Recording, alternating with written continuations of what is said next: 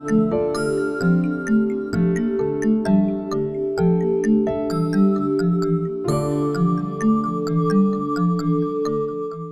everyone, welcome to another video. Today we'll learn a little bit about what are dApps, and this word that's so talked about when we're talking about blockchain, cryptocurrencies, and all that stuff. So first of all, dApps stands for Decentralized Applications. What these applications are compared to nowadays, we also have decentralized applications not using blockchain, as I have listed here: Popcorn Time, BitTorrent, Tor. Probably Popcorn Time being the most used or more known decentralized application because it doesn't need a blockchain to be used. So what it's doing, there's no one central company organization taking care of the software. It's just different people getting together and putting movies and subtitles, the best video quality, audio quality, and it's just a community working as a whole to make the software work. This is the main idea of decentralized applications, but I'm just naming a few here to show that those are not blockchain exclusive, because a lot of people think that when you talk about decentralized applications, you're talking about decentralized tokens, currency, which then you think about Bitcoin, cryptocurrencies, but that's not necessarily the case. So we'll move on. Here's a brief description I found online of what is a centralized, decentralized, and then distributed network. A centralized network, we can think of, for example, Google or Amazon. They are a company that have softwares, they have a website, and everything is centralized on them. So they make the decisions regarding the company, the softwares, everything else. So if Google wants to stop its business, the CEO can decide that, and that's it.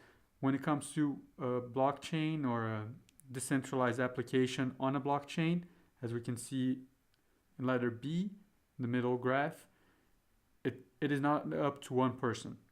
It depends on the community, and it is a consensus. If the majority of the community comes to agreement that maybe the decentralized application is not good anymore, then they can shut it down. If more than half of the community agrees that the decentralized application should change something, improve, then that's what's going to happen. There's no one person behind it. And distributed is just everyone is helping each other in different ways. So you can see it's a network that's connected. And doing my research, I read that Google has switched their internal network to resemble something like this distributed network because it improves computer power, or it doesn't use as much computer processing power, and it saves energy and time for all their network.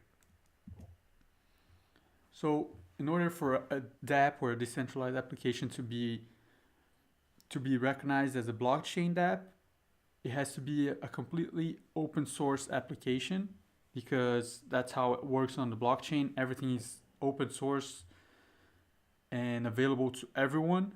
It has to have data and records of operation cryptographically stored, meaning that it is not, at least by nowadays standards, it is not hackable or easily hackable.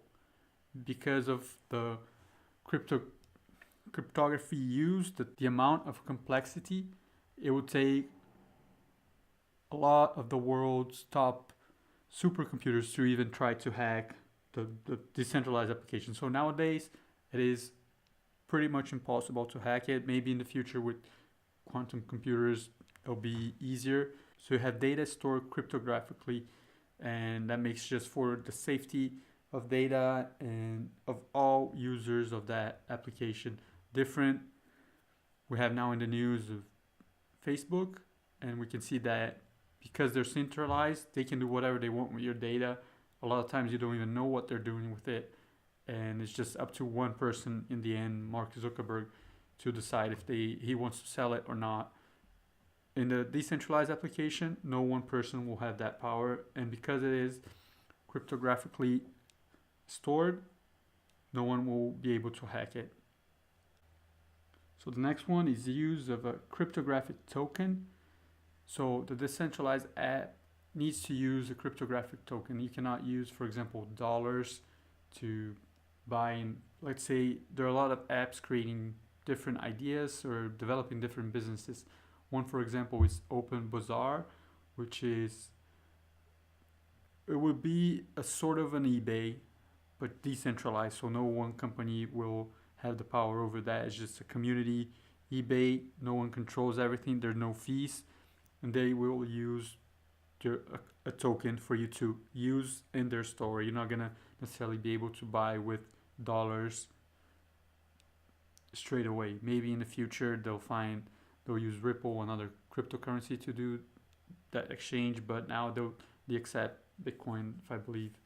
So the last part, they'll also have to generate tokens because, for example, for Bitcoin, they have a cryptographic algorithm, which is the proof of work. So the more work your computer does, the more tokens you're gaining, because more tokens are being generated for yourself, and then that's your revenue from being a miner, for example.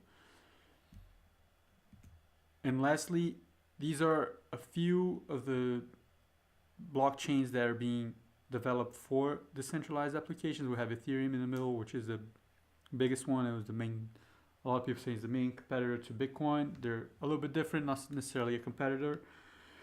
But then we have Cardano, Neo, Quantum, and Lisk. So if you are interested in investing in one of those, creating an app, I would highly recommend you research all of them because they all have different aspects. They all have different. They all have different strengths, different weaknesses, and it's very important for you to do your own research to learn more about decentralized applications. I hope you all like this video. If you want to see more videos, please subscribe, hit the like button, and I'll see you next time.